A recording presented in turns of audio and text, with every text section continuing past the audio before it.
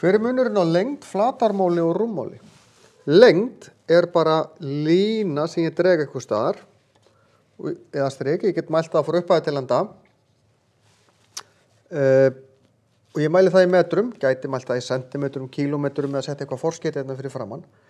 Flatarmál hins vegar er þegar ég gerir lengd sinnum breidd. Og þess vegna því ég er búin að margfalda saman lengd og breidd, þá verður þetta í öðru veldu. Og það er plássið sem að þessi hlið tekur. Hvað þarf ég stórt stykki til þess að fela allan þennan flöt.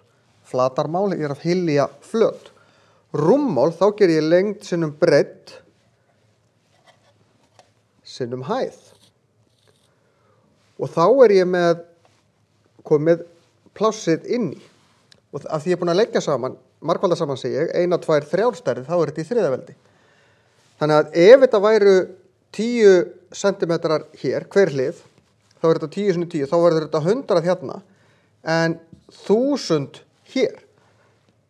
Og þið sjáum, ef ég er að breyta á milli eininga, þá hoppa ég 1,0 við hverja einingu hér, 2,0 við hverja einingu hér og 3,0 við hverja einingu hér og hérna sjáum þið pínu af hverju.